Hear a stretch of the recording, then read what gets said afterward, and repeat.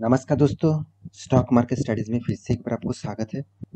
तो आज यहाँ पे मैं बात करूँगा कुछ दिग्गज मतलब सॉरी एक दिग्गज कंपनी के बारे में जिसका नाम है मिंडा इंडस्ट्रीज़। जो देखा जाए तो एक ऑटो इंसुलेटर्स बनाने वाला एक कंपनी है। तो देखिए आप सभी जानते हैं कि मदरसन सुमी जो है वो भी एक ऑटो इंसुलेटर्स बनाने वाला कंपनी है।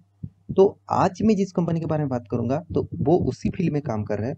उसका नाम भी आप देखेंगे तो ये एक ऑटो इंश्योरेंस कंपनी है जो एक्चुअली देखा जाए तो जितने सारे मतलब ऑटोमोबाइल्स जितने सारे कंपनीज है उनका पेयर पार्ट्स बनाते हैं।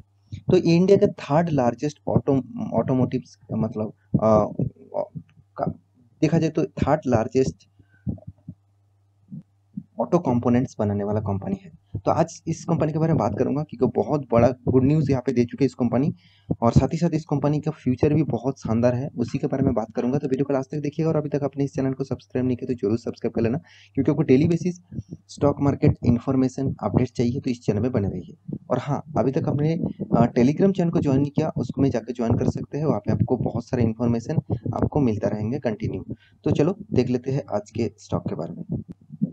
सबसे पहले मैं कंपनी की वेबसाइट के ऊपर आ चुका हूँ। देखिए आप देखेंगे तो यूएनओ, तो यूएनओ मिंडा, तो क्यों लिखा गया है यूएनओ मिंडा?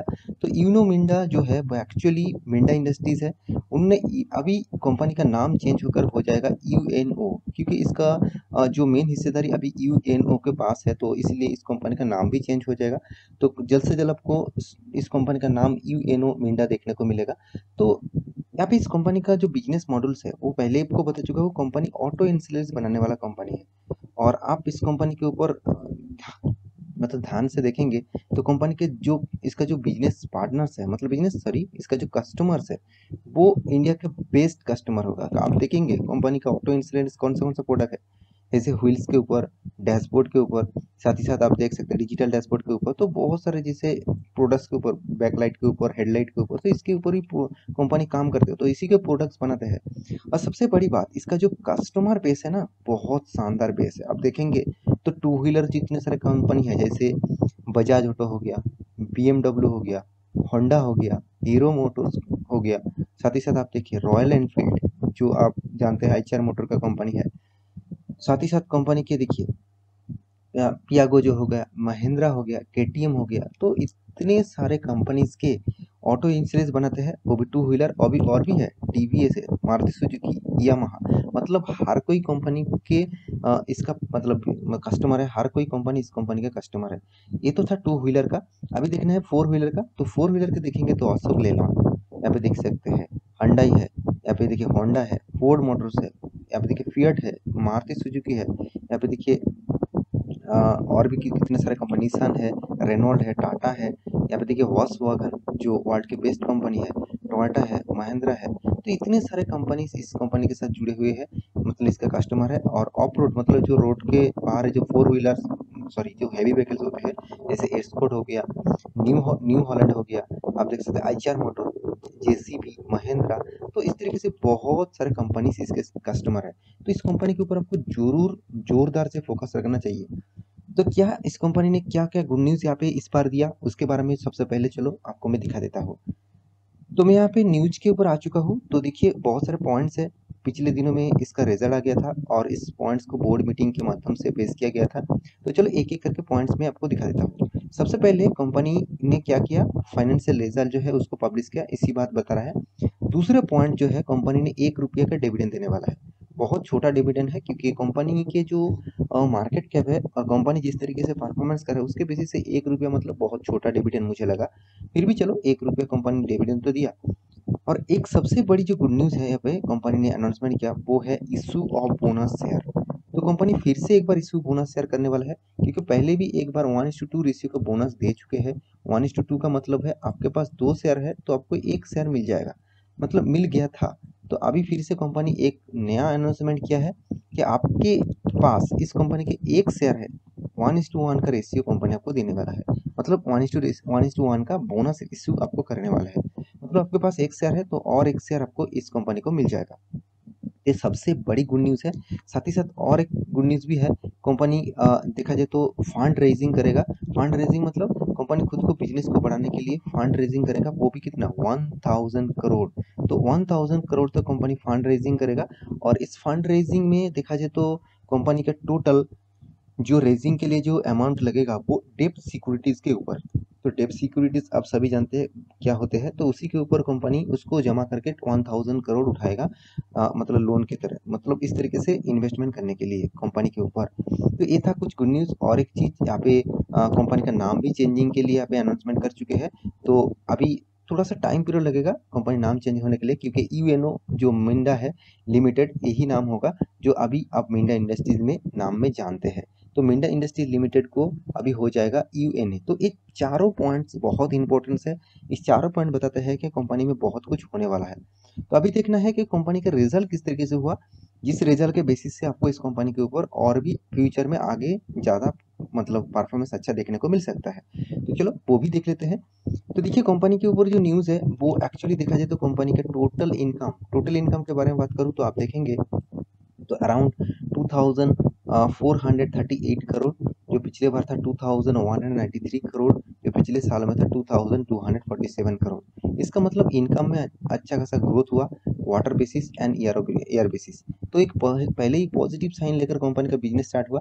अभी देखना है टोटल एक्सपेंस के बारे में। तो टोटल एक्सपेंस के बारे में बात करूँ तो 2263, जो पिछले बार था 2052, पिछले साल में था 2058। इसका मतलब कंपनी का जो एक्सपेंस है, जो इनकम हुआ था उसी के बेसिस से कंपनी का एक्सपेंस हुआ।